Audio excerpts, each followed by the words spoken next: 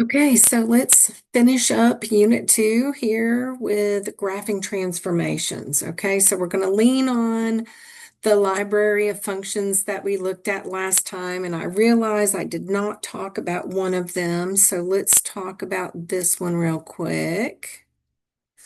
So the function f of x is equal to 1 over x. Now this is special because it's a rational function. And remember, rational functions have a place where the denominator is equal to 0, and that's a bad spot, right? So rational functions have a spot that's no good. Let's make a quick little chart here so I can graph one for you real quick. You'll deal with these a lot more when you move on to your pre-cal class next semester. The first part of pre-cal, I talk a lot about rational functions, and we graph a lot of them and look at all sorts of things. Okay, so let's just plug this straight on in here. And if we plug in -2 here, we get -1/2. We plug in -1, we get -1. 0 is undefined. Plug in 1, we get 1. We plug in 2, we get 1/2. And so you can see if we make a quick little graph of this,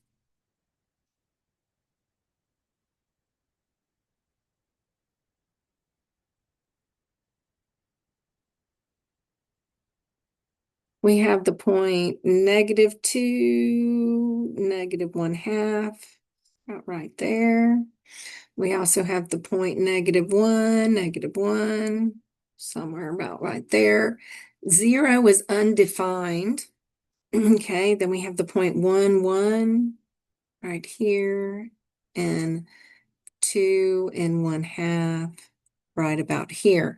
Now, because I know a lot of things about these particular functions, then I can tell you that they look like this.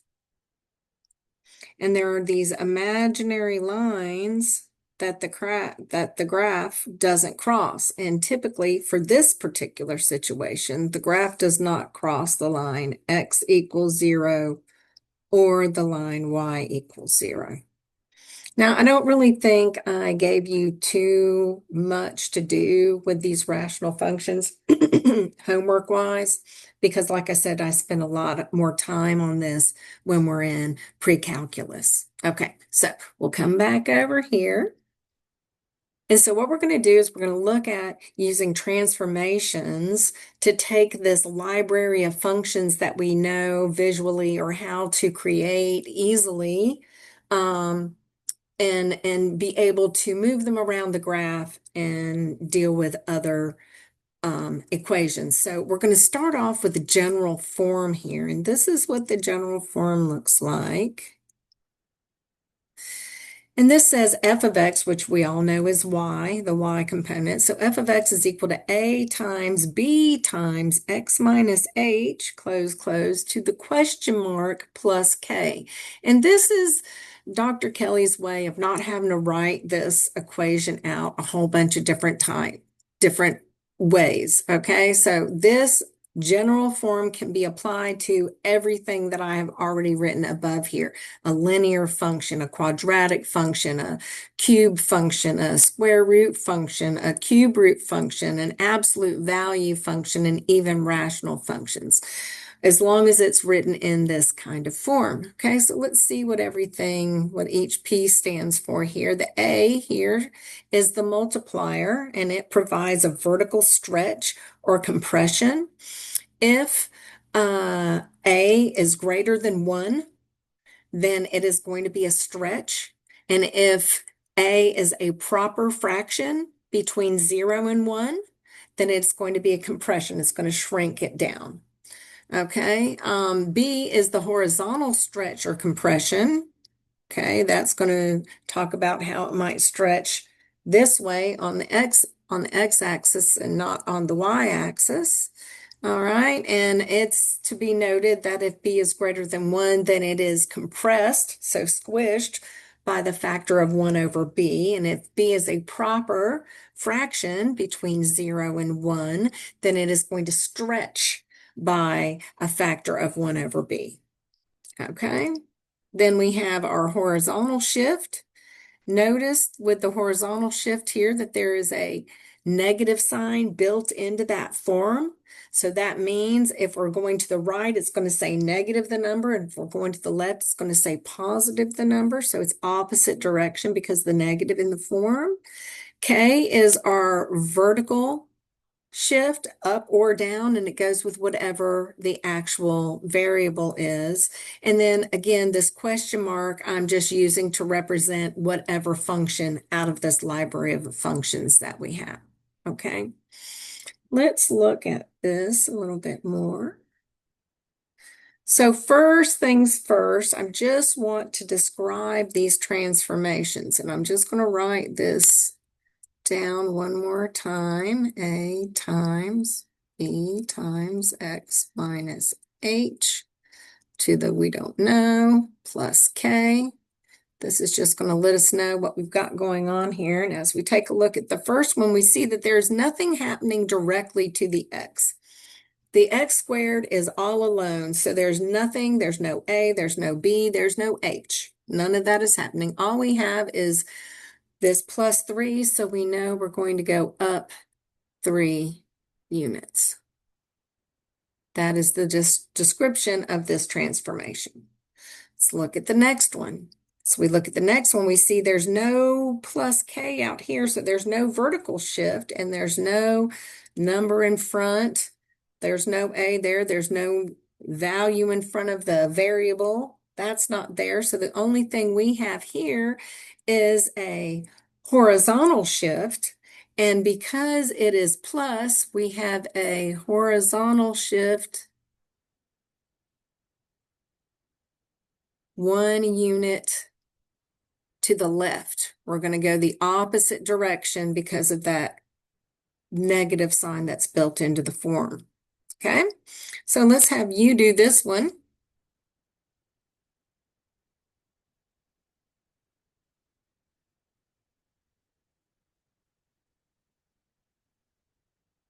Okay, so we've got horizontal shift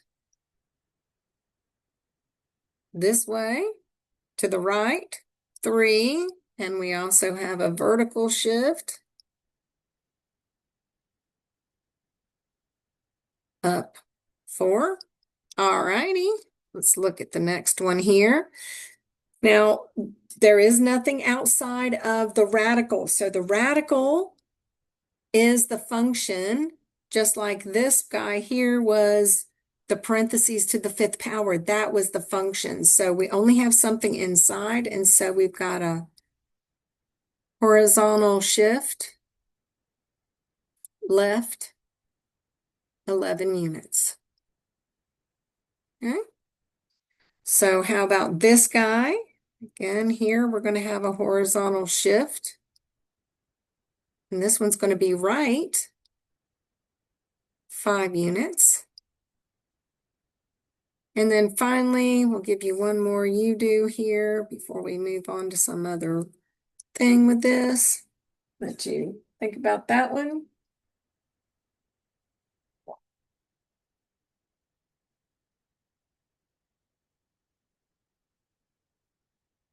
Yes, okay, so we've got a horizontal shift to the right, 7/2 units. And it looks like we have a vertical shift up 2 units. All right, very good. Okay, so let's delve in a little bit more to the vertical compression and stretch situation. If a function y equals f of x is multiplied by a positive number a, then the graph of the new function y equals a times f of x is obtained by multiplying each of the y coordinates of the graph of y equals f of x by a. Makes sense. And if a is a whole number greater than 1, or actually any number, doesn't have to be a whole number. If A is a number greater than 1, then it's going to be a vertical stretch by a factor of A. And if A is a proper fraction between 0 and 1, so remember, between 0 and 1 means it's a proper fraction, and proper fractions have numerators that are smaller than the denominator, okay? So 9/10 is proper, but 10/9 is not proper, right? Because it's actually more than 1. That is 1, 1, and 1/9. 10/9 is, okay? So that's the difference between the proper and not proper fractions, okay? And then if that A is negative, then it's going to reflect across the x-axis, okay? Now, the horizontal compression and stretch is a little bit less common, but it can happen, and it's certainly going to happen in this section because we're teaching you about it, right? So it's going to happen in this section, but naturally it doesn't happen that often. And it says if the argument of the function f of x is multiplied by a positive number. Now let's remember what the argument means, and let's see what the difference is between these two definitions. Notice that this definition says if the function is multiplied by a positive number a, right? Now, this says if the argument of the function is multiplied by a positive number b, and the argument is the variable.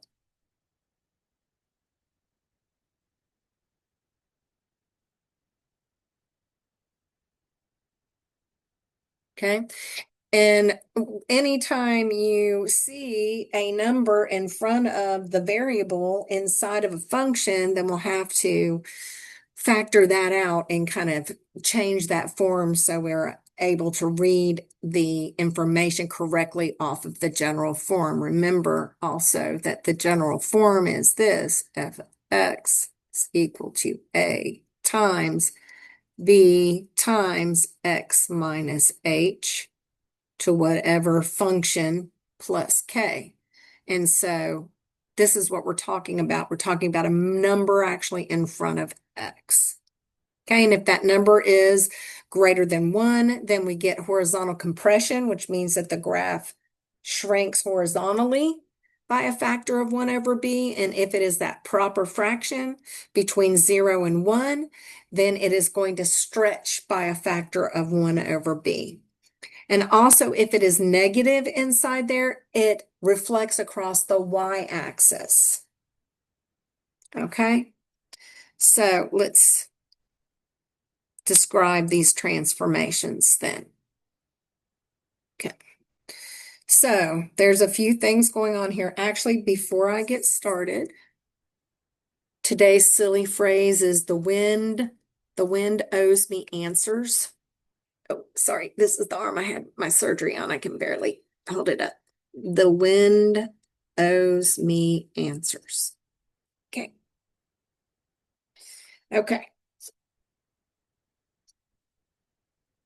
So let's look at this first guy. Now I'm just going to start taking it apart piece by piece. The first thing we see is it's a squared function, right? And I'm not asking you this, but I want you to clock it, right? A squared function kind of looks like this, right? Looks like a parabola, just so you can start kind of putting these guys together a little bit. So we have a couple of things going on here. We have a negative and a multiplier here, okay? So we know we're going to reflect across the x-axis. That's that negative, right? We're going to vertically stretch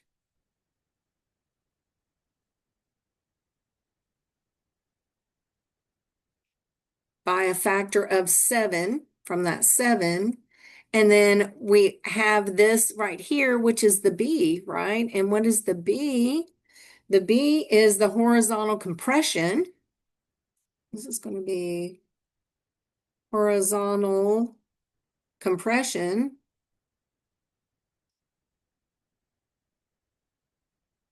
by a factor of 1/3. And that's all the things that are happening to that particular graph. Okay. So transformation says if we can take this original function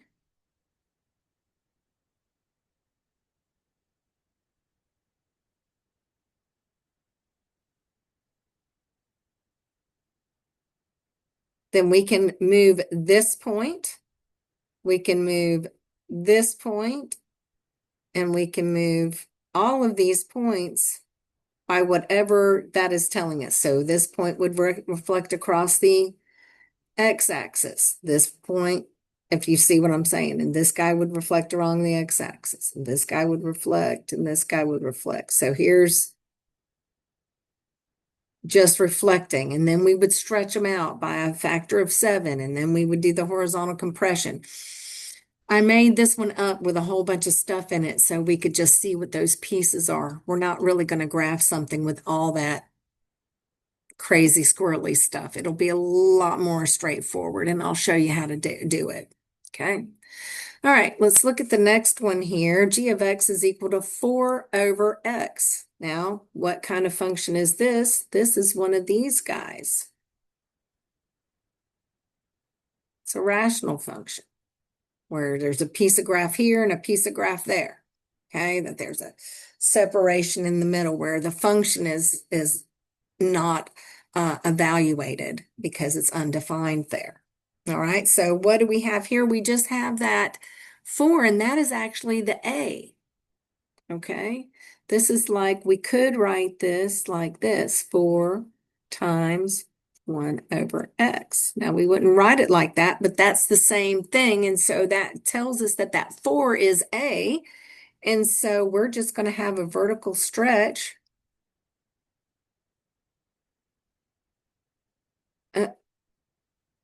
by 4. Okay. Now I'm going to do these a little bit out of order. Let's go over here to E because this one just kind of rolls along with it. And you see that this is similar to the G of x or J of x, but now we have 1/4 times 1/x. Be really careful that 4 doesn't magically go into the numerator when you separate them. Okay, it's going to stay in whatever position it is in that fraction. It's going to stay in that spot. Okay, so we could say here that we have a vertical compression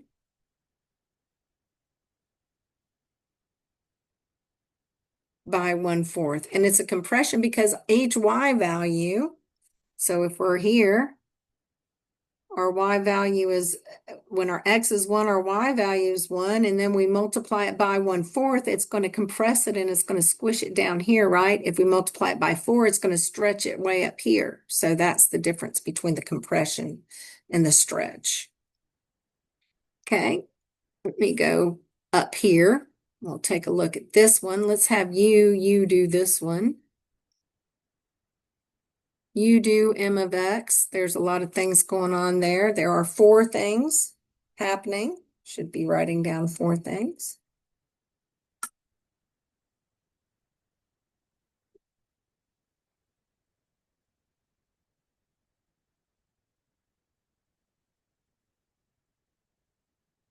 Okay, so we reflect over the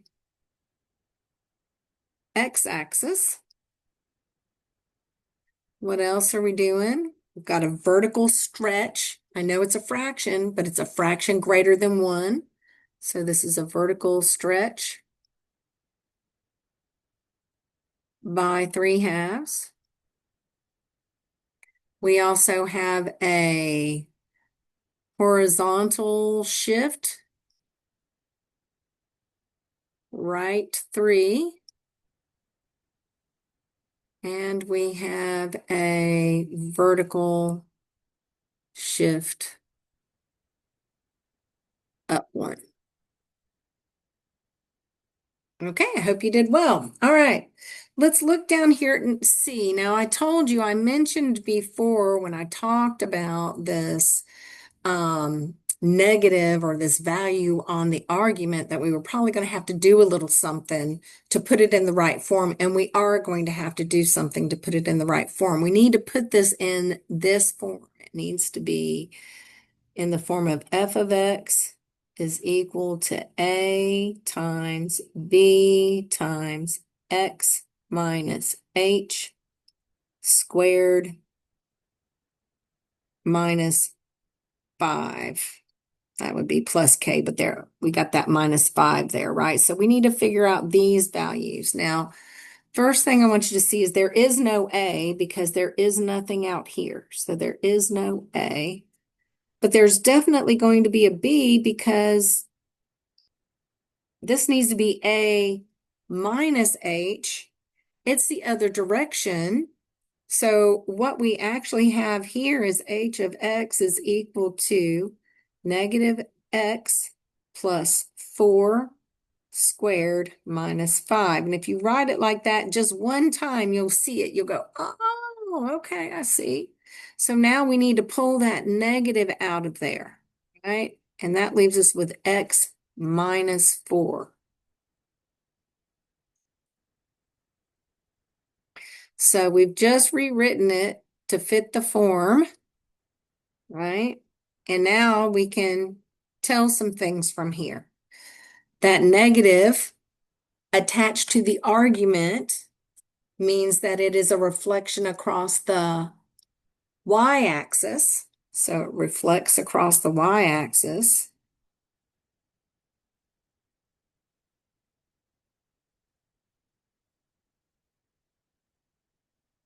And we have minus 4 right here. We've already managed this. We don't consider this negative out here anymore. We just look at the form that it says minus 4. So we're going to go horizontal shift right 4. And we go vertical shift down 5. Okay. And so let me leave this one for you to do as well. So you do this one and we'll check it here in just a second.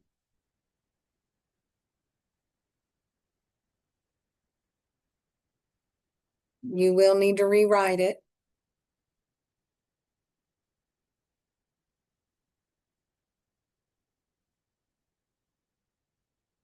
Okay, so we have v of x is equal to negative, so we do have an a there. Absolute value of negative, and we're going to pull the negative out of that, x plus 6, and that leaves us with x minus 6, close parenthesis, close absolute value. So what do we have here? We reflect x-axis, reflect y-axis, and write 6 units. Okay. All right. So what if I do it the other way? What if I just tell you what we need to do and I want you to write the equation for that? Let me write our form down again.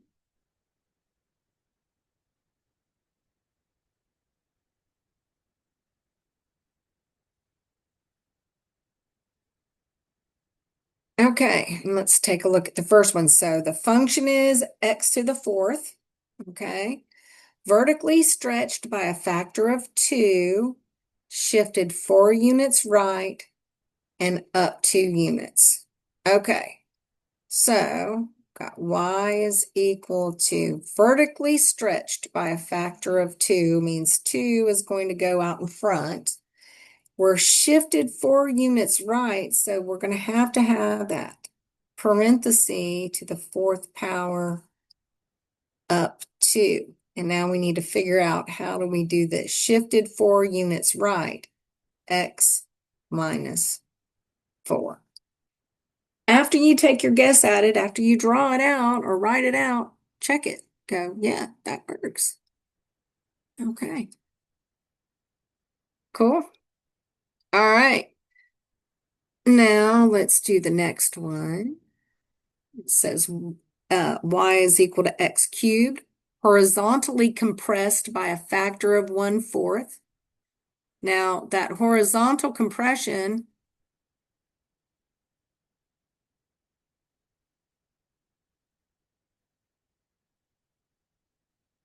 happens when b is greater than 1, okay? So if it says horizontal compression, then we know here that b is equal to 4 because it said horizontal compression. If it had said horizontal stretch by a factor of 1/4, then we would have used b as 1/4. This is just that backwards little piece in this definition right here. And again, like I said, you're not going to come into contact with this very much. I'm certainly not testing heavily over it, I'll tell you that. Okay, so here we would have y is equal to, nothing is vertically stretched, so there is no a. We have horizontally compressed by a factor of 1/4, so we're going to say 4x cubed, and then shifted down to minus 2. Okay.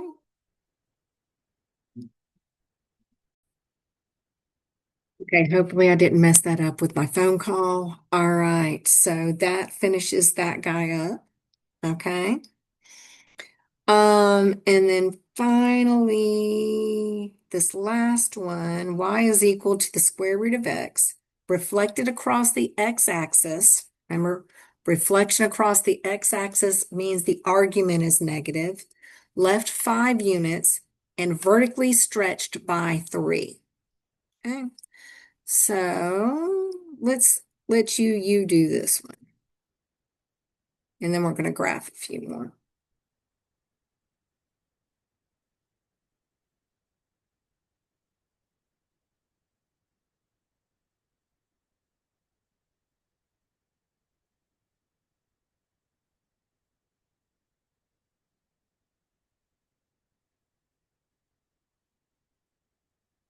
Okay, so we're going to have y is equal to, it says vertically stretched by 3, so that is a square root of, and let's see, we have left 5 units and reflected across the x-axis. So let's do left 5 units,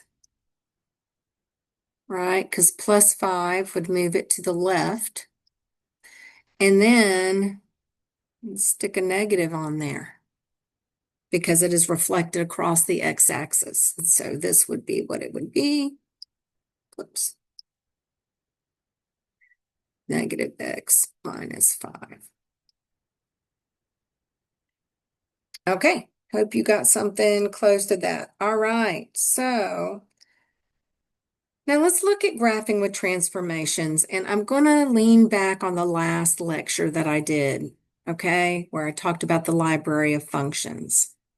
Let's just look at this guy first, because literally moving points is a soul suck, and it will take a lot of time. It's very, very tedious. So if I want to just graph f of x is equal to the absolute value of x, we can see that the vertex, okay, so let me talk about that here for a second. In our form,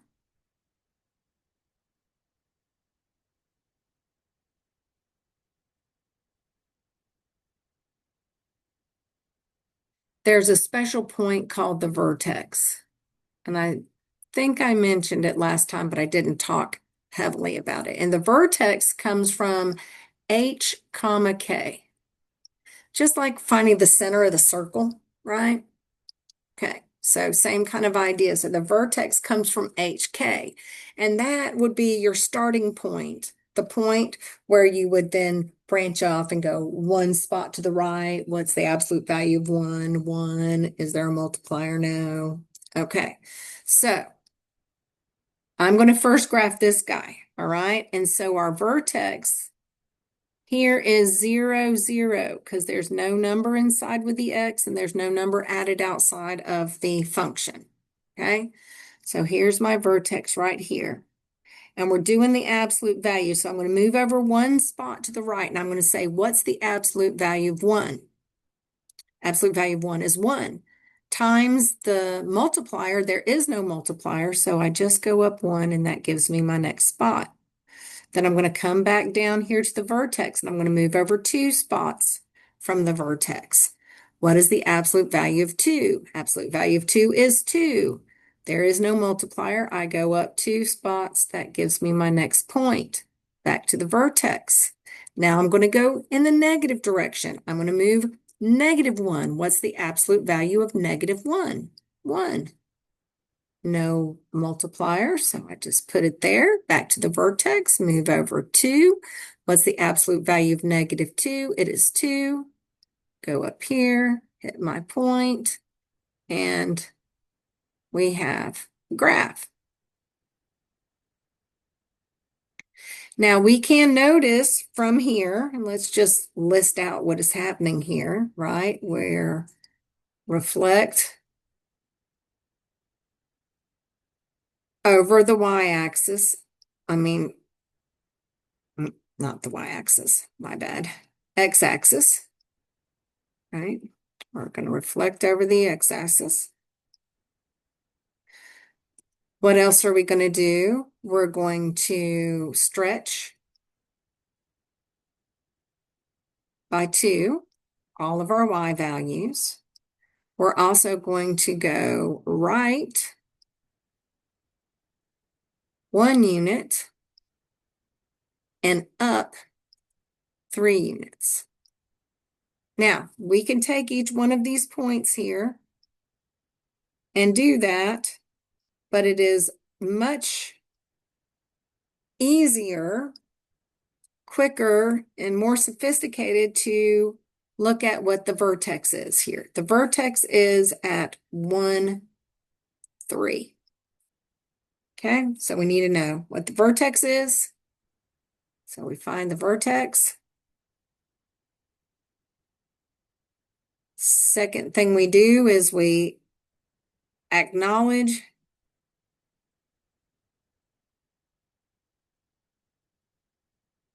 the function, right?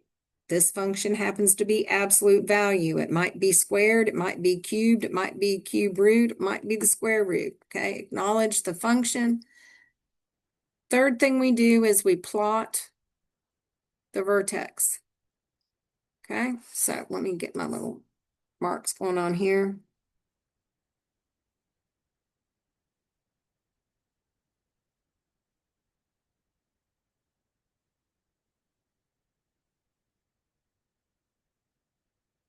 Okay, so the first thing I'm going to do is I'm going to plot the vertex, and that is 1, 3. And I'm going to put a little V there because the dots start looking the same, right? Okay, so first we plot the vertex. Next thing we move 1 to the right. And we say, oops, sorry. 1 to the right, and we say, what is the, and in this case, absolute value of 1? Okay, so we're going to say, what's the absolute value of 1? We move over 1. Absolute value of 1 is 1. Then we want to know times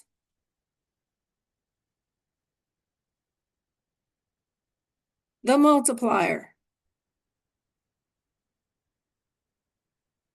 So in this case, we're going to say absolute value of 1 is 1 times -2 equals -2. So we're going to go down 2.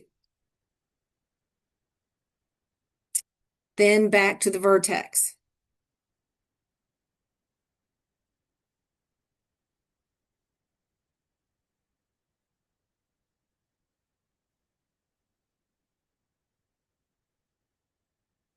Okay, then we go back to the vertex. I'm back to the vertex now. Now we're going to go over 2 spots to the right. What is the absolute value of 2? The absolute value of 2 is 2. 2 times -2 is -4. And so now I'm going to go over 2 and down -4 spots. Okay, so I moved over 2. I said absolute value of 2 equals 2 times -2 equals -4. So down 4. That's what I said there. Okay, we go back to the vertex. Now, okay, so the 7th step would be move 2. Okay, now we're going to go move 1 left. That is essentially -1 spots. Okay, so we're going to go back to the vertex. I'm going to move over -1. What's the absolute value of -1? It is 1 times our multiplier is -2 down 2. Go back to our vertex over -2 spots. -2, the absolute value of -2 is 2 times -2 is -4, and there we are.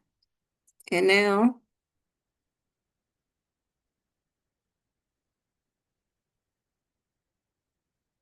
we have graphed it. Okay.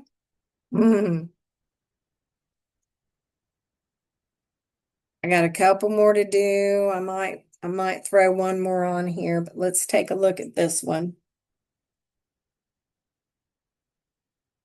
Okay. So we need to know what our vertex is, and I need to do all of this stuff here. So what is our vertex? -1 and 3. And we're doing the cube root. Okay. So let's see here.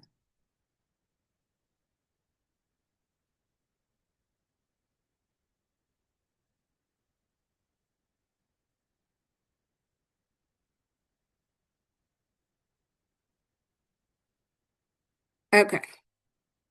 And I'm going to plot our -1 and 3. I guess I need to put a couple more of these on here.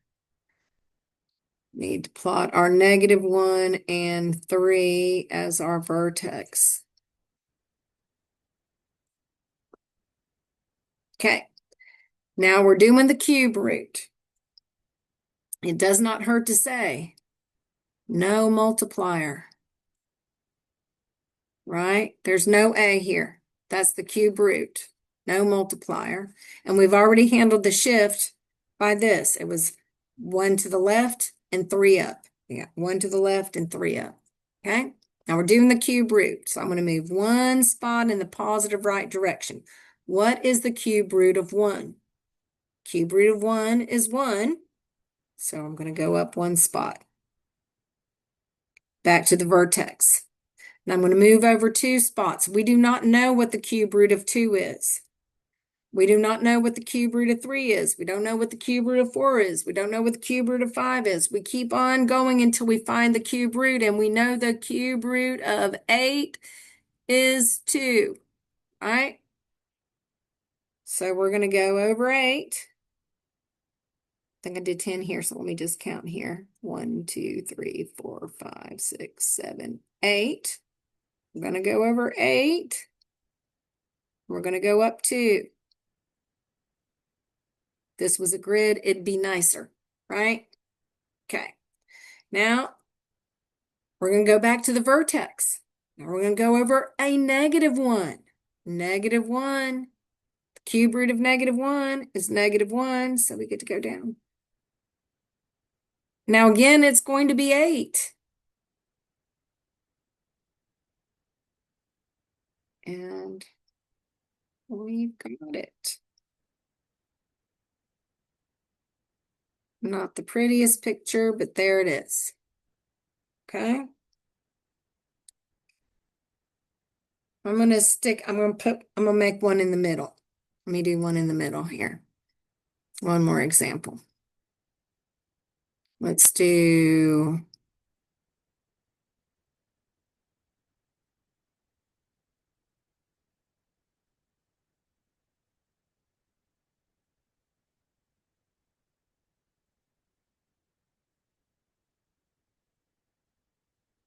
okay, so we'll do this one.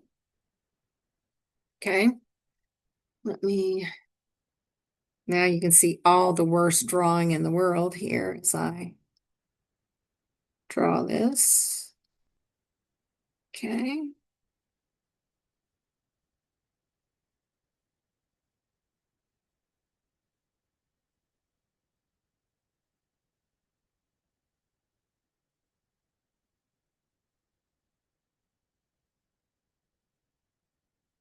All right. And let's get our vertex is -2, -1. We're squaring, and our multiplier is -1/2. Okay. So we're going to go to our -2, -1. Plot our little vertex here. We're going to move 1 unit from our vertex. What is 1 squared? 1 squared is 1 times -1/2. Go down -1/2. Back to the vertex, moving over 2. 2 squared is 4 times -1/2 is -2. Go down -2. Back to the vertex. Move over -1. -1 squared is 1 times -1/2 is -1/2. Back to the vertex, moving -2 spots over. -2 squared is 4 times -1/2 is -2. And there we have it.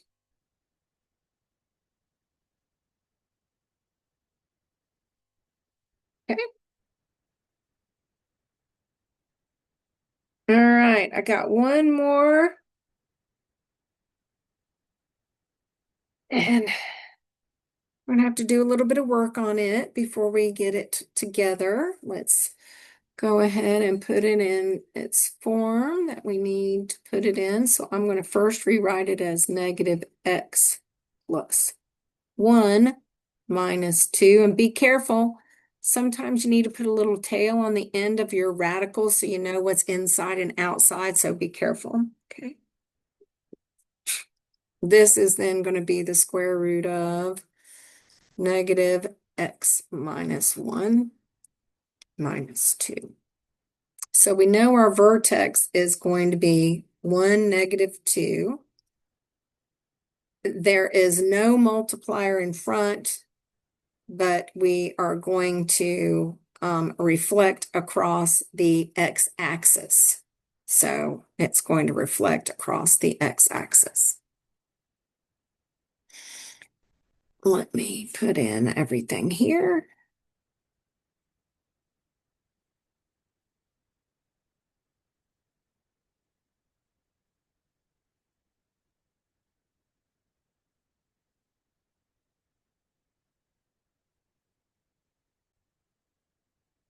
Okay, so let's plot our vertex, 1, -2.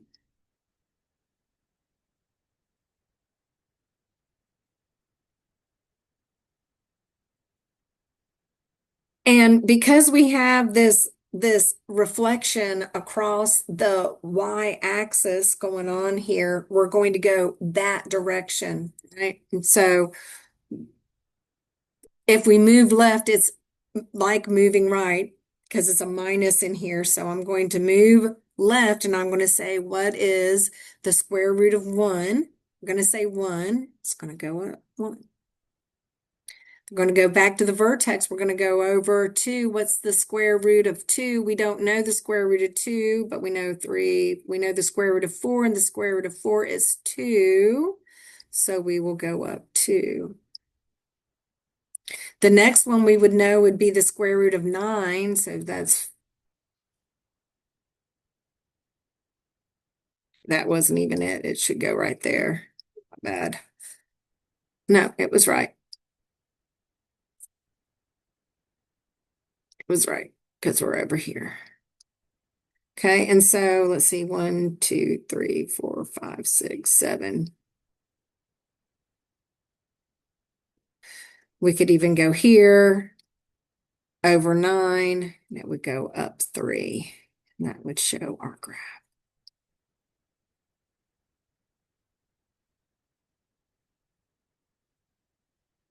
Okay, we did it. Yay. Okay. Apologies for it being not the smoothest in the world. I am really dealing with some serious pain here, and I had to not take any medication so I could focus to teach this to you. So, all right, have a good day. Holler at me if you have any questions.